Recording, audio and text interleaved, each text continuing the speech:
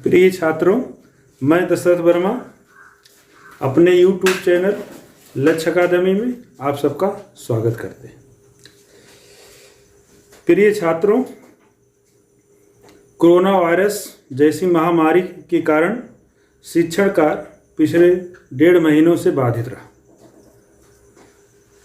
बाधित होने के कारण आपकी पढ़ाई बाधित रही, क्योंकि आपको यूपी बोर्ड परीक्षा, सीबीएसई, आईसीएसई बोर्ड की आपको परीक्षा में बैठना है। इसी को दृष्टिगत रखते हुए आपको कक्षा 12 के प्रथम चैप्टर जीवों में जनन से संबंधित आपको महत्वपूर्ण जानकारी प्रदान की जाएगी। आइए, आपको जीव विज्ञान के पहले चैप्टर जीवों में जनन से संबंधित पहला टॉपिक है रिप्रोडक्शन। पहला टॉपिक क्या है? रिप्रोडक्शन। रिप्रोडक्शन रिप्रोडक्शन मीन्स क्या है? जनन। रिप्रोडक्शन को क्या कहा जाता है? जनन। रिप्रोडक्शन 2 शब्दों से मिलकर बना है। रीधन प्रोडक्शन, रीधन प्रोडक्शन, रीधन प्रोडक्शन। री मीन्स होता है पुनः, प्रोडक्शन मीन्स होता है उत्पादन। जीवों द्वारा पुनः उत्पादन करना ही क्या कहलाता है? रिप्रोडक्शन कहलाता है। आइए, इसे हम जीव विज्ञान की भाषा में कैसे परिभाषित करेंगे? जीवों द्वारा अपने समान संतान उत्पन्न करने की क्रिया क्या कहलाती है? जनन कहलाती है। आइए फिर से देखते हैं। जीवों द्वारा अपने समान संतान उत्पन्न करने की क्रिया क्या कहलाती है? जनन कहलाती है। अथवा दूसरे शब्दों में, जीवों द्वारा अपनी वंश परंपरा को सुचारू रूप से गतिशील बनाए रखने के लिए अथवा पृथ्वी पर अपने अस्तित्व को समाप्त होने से बचाने के लिए अथवा अपने मरने से पूर्व अपने समान नई संतान उत्पन्न करने की क्रिया क्या कहलाती है? जनन कहलाती है। जनन में कौन कौन सी क्रियाएं होती हैं? पहली क्रिया क्या होती है जनन में? डीएनए में द्विगुणन होता है। जनन में जो महत्वपूर्ण क्रियाएं होती हैं उसमें पहली क्रिया क्या है कि डीएनए में क्या होता है? द्विगुणन होता है। दूसरा पॉइंट क्या है? आरएनए व प्रोटीन का क्या होता है? संश्लेषण होता है। आरएनए व प्रोटीन का क्या होता है? संश्लेषण होता है। और तीसरा पॉइंट है कोशिका विभाजन होता है। क्या होता है? कोशिका विभाजन होता है। और चौथा पॉइंट है कोशिकाओं की संख्या में वृद्धि होती है। क्या है? कोशिकाओं की संख्या में वृद्धि होती है। और छठा पॉइंट है क्या है? जीवों की निरंतरता बनी रहती है। जीवों की निरंतरता बनी रहती है। तो इस प्रकार जनन में जीवों में निम्नलिखित क्या होती हैं? क्रियाएं होती हैं। क्या होती हैं? डीएनए में द्विगुणन होता है, आरएनए व प्रोटीन का संश्लेषण होता है, कोशिका विभाजन होता है, कोशिकाओं की संख्या में वृद्धि होती है, जीवों की निरंतरता बनी रहती है और जीवों का अस्तित्व पृथ्वी पर कभी समाप्त नहीं होने पाता है। आइए, अगला टॉपिक है जनन की विधियां। अगला क्या है? जनन की विधियां। Methods of reproduction. Methods of reproduction. Methods of reproduction. Methods of reproduction. जनन की विधियां। जनन की विधियां। जनन की विधियां। तो जीवों में जनन की कितनी विधियां पाई जाती हैं? जैव विकास के क्रम की दृष्टि जैसे जैसे जीवों में जनन की विधियां उत्पन्न हुई, उस आधार पर जीवों में जनन की कितनी विधियां पाई जाती हैं? 3 विधियां पाई। जीवों में कितनी विधियां पाई जाती हैं? 3 विधियां। पहली विधि को कहते हैं कायिक जनन। पहली विधि को क्या कहते हैं? कायिक जनन। क्या कहते हैं? कायिक जनन। क्या कहते हैं? कायिक जनन। या इसे वर्धी जनन कहा जाता है, या इसे क्या कहा जाता है, वर्धी जनन कहा जाता है। इसकी मीनिंग क्या है, vegetative reproduction, vegetative reproduction, vegetative reproduction. दूसरा क्या है, अलैंगिक जनन। दूसरा क्या है,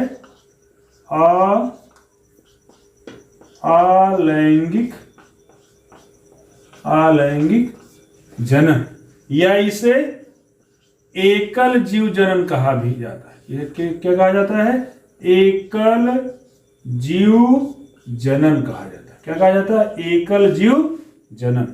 इसकी मीनिंग क्या है, एसेक्सुअल रिप्रोडक्शन। क्या है, एसेक्सुअल रिप्रोडक्शन, एसेक्सुअल रिप्रोडक्शन।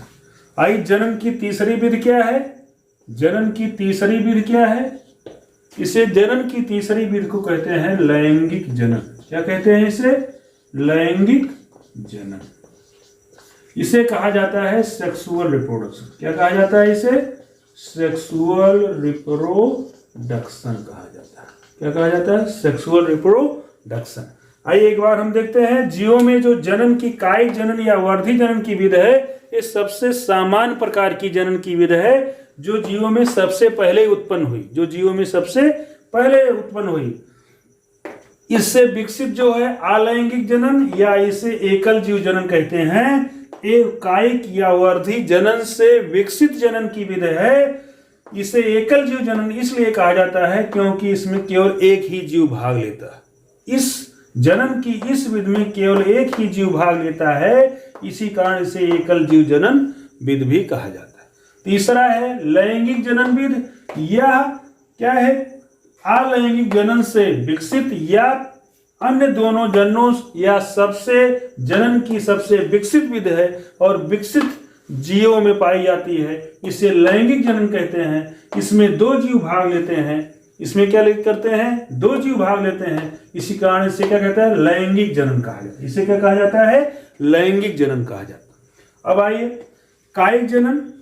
कायिक जनन किसे कहते हैं, किसी जीव के शरीर के विभिन्न भागों, किसी जीव के शरीर के विभिन्न भागों, जड़, तना, पत्ती, पुष्प एवं कलिका से नए जीव के निर्माण होने की क्रिया, नए जीव के उत्पन्न होने की क्रिया कायिक या वर्धी जनन है। कायिक शब्द ही क्या है, काया या शरीर से बना, काया या शरीर से बना है। अर्थात इसमें उस जीव के शरीर के किसी भी भाग, उस जीव के शरीर के किसी भी भाग, चाहे जड़ हो, चाहे तना हो, चाहे पत्ती हो, चाहे पुष्प हो, चाहे कली हो, से नए जीव का निर्माण होना या नए जीव का उत्पन्न होना क्या कहलाता है, कायिक या वर्धी जनन कहलाता है। अलैंगिक जनन। अलैंगिक जनन किसी जीव में विशेष परिस्थितियों में बनने वाली विशेष संरचनाओं द्वारा नए जीव के उत्पन्न होने की क्रिया कहलाती है, अलैंगिक जनन कहलाती है। फिर से आइए देखते हैं, किसी जीव में विशेष परिस्थितियों में बनने वाली विशेष संरचनाओं द्वारा नए जीव के निर्माण होने की क्रिया क्या कहलाती है, अलैंगिक जनन कहलाती है। इसे एकल जीव जनन क्यों कहा जाता है, क्योंकि इसमें केवल एक ही जीव भाग लेता है। नए जीव के निर्माण होने में केवल एक ही जीव भाग लेता है, इसलिए इसे एकल जीव जनन भी कहा जाता है। तीसरी लैंगिक जनन किसे कहते हैं, यह जनन की सबसे विकसित एवं एडवांस विधि है। इसमें क्या होता है, इसमें जीवों के शरीर में बनने वाले युग्मक भाग लेते हैं। ये युग्मक दो प्रकार के होते हैं, नर युग्मक और मादा युग्मक। इन युग्मकों, इन नर एवं मादा युग्मकों से मिलने से जब नए जीव का निर्माण होता है तो इसे लैंगिक जनन कहते हैं। और लैंगिक जनन की यह विधि सभी विकसित जंतुओं एवं पौधों में पाई जाती है। आइए हम देखते हैं पहली कायिक जनन क्या है। पहली क्या है, कायिक जनन क्या है। आइए एक करके हम देखते हैं। कायिक जनन क्या है, कायिक जनन।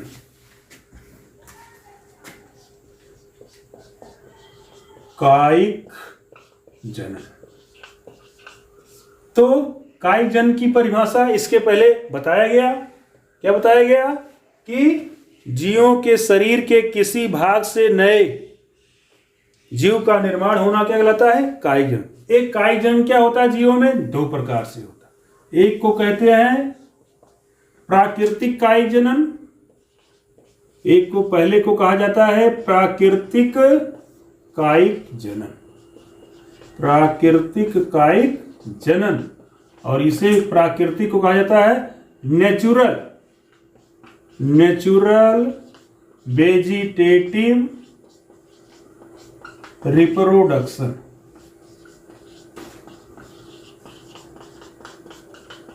और दूसरा है कृत्रिम कायिक जनन। दूसरा क्या है? कृत्रिम कायिक जनन। कृत्रिम कायिक जनन इसे कहा जाता है आर्टिफिशियल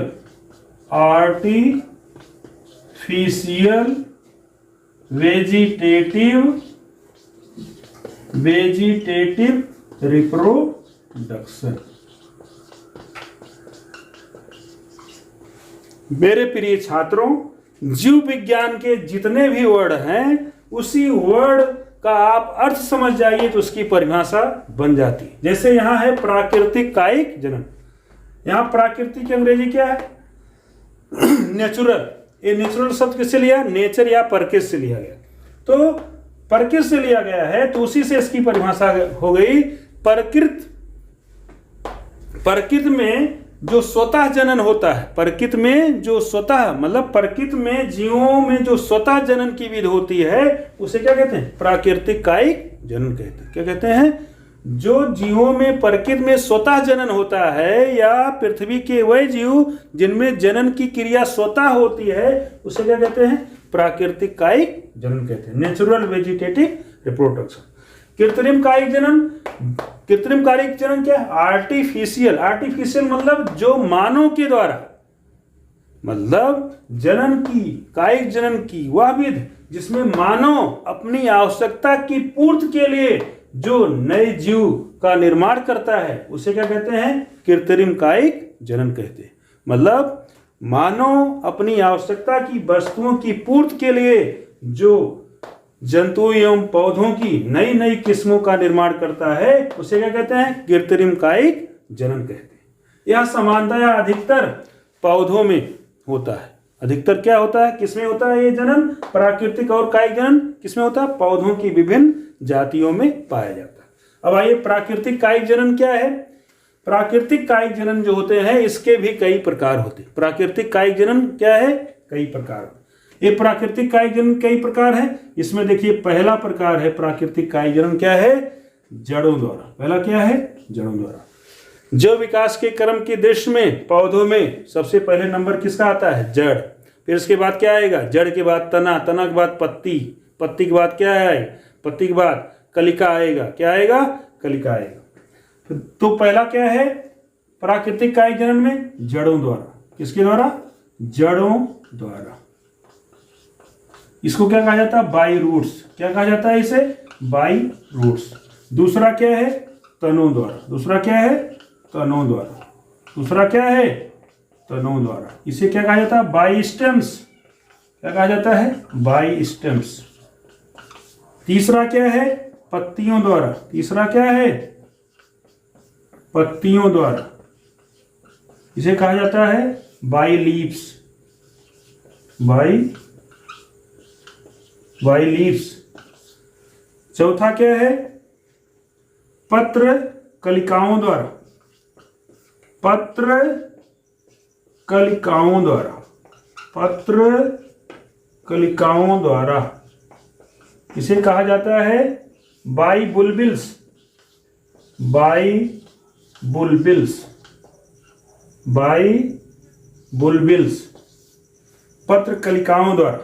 ये क्या है? प्राकृतिक कायिक जनन की विधि है। अब आइए एक एक देखते हैं। जड़ों द्वारा। जड़ों द्वारा कायिक जनन की विधि। तो वह पौधे जिनमें जड़ों के द्वारा, जड़ों पर बढ़ने वाली कलिकाओं के द्वारा नए पौधे का निर्माण होता है, उसे क्या कहते हैं? जड़ों द्वारा कायिक जनन कहते हैं। जैसे किसमें होता है जड़ों द्वारा कायिक जनन? जैसे परवल है, सतावर है, शकरकंद है, इनमें जनन किसके द्वारा होता है? किसके द्वारा? जड़ों द्वारा। इसका एग्जाम्पल क्या है? एग्जाम्पल्स क्या है? इसका एग्जाम्पल्स है क्या है? शकरकंद।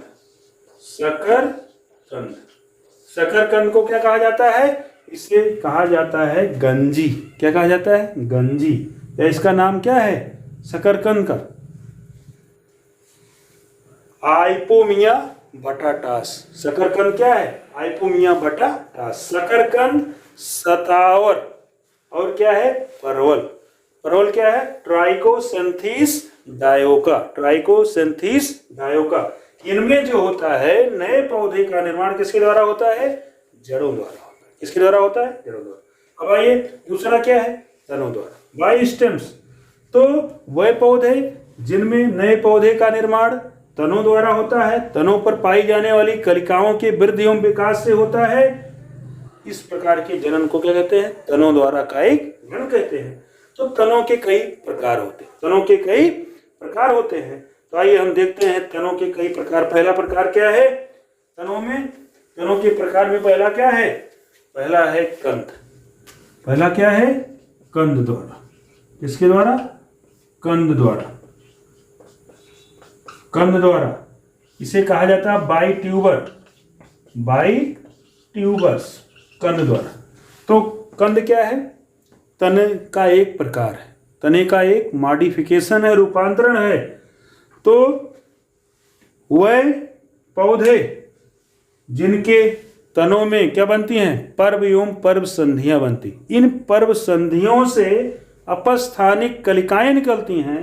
ये अपस्थानिक कलिकाएं वृद्धि एवं विकास करके नए पौधे का निर्माण करती हैं। उसे क्या कहते हैं? कंद द्वारा कायिक जनन कहा जाता है। और ये होता किसमें है? आलू में होता। किसमें होता है? आलू में होता है। आलू का वैज्ञानिक नाम क्या है? क्या नाम है? Solanum tuberosum. सोलेनम क्या है? ट्यूबरोसम। तो उसका ट्यूबर क्या है? ट्यूबरोसम उसकी क्या है? स्पीसीज है। उसी से उसका क्या बन गया? ट्यूबर। ट्यूबर मीन्स क्या है? कंद। तो इस प्रकार कंद द्वारा जनन किसमें होता है? आलू में होता। दूसरा क्या है? परकंद। दूसरा क्या है? परकंद द्वारा। दूसरा क्या है? परकंद द्वारा।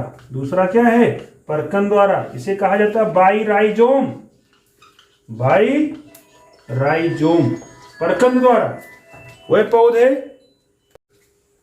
तनों द्वारा। दूसरा प्रकार है जनन परकंद द्वारा बाई राइजोम्स। बाई राइजोम्स क्या है? ये तने का प्रकार है। तो वह तने जिनमें पर्व एवं पर्व संधियां पाई जाती हैं। इन पर्व संधियों से कक्षस्थ कलिकाएं निकलती हैं। इन कक्षस्थ कलिकाओं द्वारा नए पौधे का निर्माण होता है। तो जनन की इस विधि को क्या कहते हैं? परकंद द्वारा कायिक जनन कहते हैं। इस प्रकार का जनन किन पौधों में पाया जाता है? एग्जाम्पल के तौर पर अदरक, हल्दी, केली में किसके द्वारा होता है? परकंद द्वारा होता है। अदरक, हल्दी, केली और टेरिडोफाइट्स में जनन किसके द्वारा होता है? परकंद के द्वारा होता है। आइए तीसरा क्या है? कंद परकंद। तीसरा क्या है? घन कंद। किसके द्वारा? घन कंद द्वारा। इसे कहा जाता है बाई कॉर्न्स। बाई क्या कहा जाता है? By corns.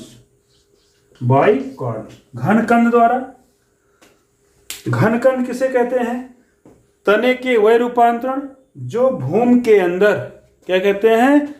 कैसे घन के रूप में चौड़ाई में वृद्धि करते हैं, घड़े के आकार में वृद्धि करते हैं, उन्हें क्या कहा जाता है? घन कंद कहा जाता है। और इन घन कंदों पर पर्व संधियां पाई जाती हैं। और इन पर्व संधियों पर कक्षस्थ कलिकाएं उत्पन्न होती हैं। और इन कक्षस्थ कलिकाओं से नए पौधे का निर्माण होता है। तो उसे क्या कहते हैं? घन कंद द्वारा कायिक जनन कहते हैं। यह पाया जाता है किसमें?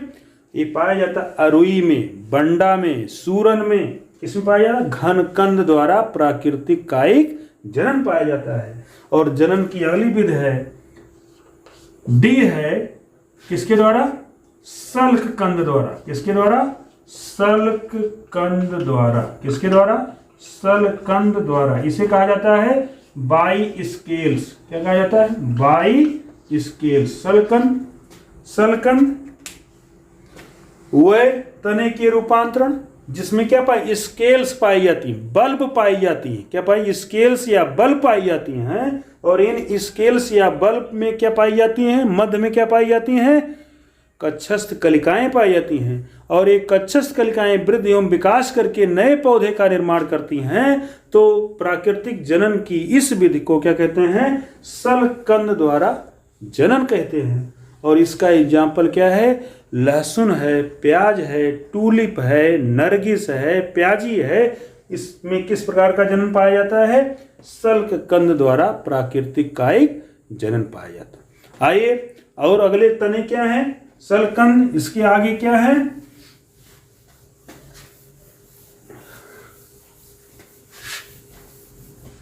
अगला है ऊपर भूअस्तारी। ऊपर भूअस्तारी, ऊपर भूअस्तारी। इसे क्या कहा जाता है?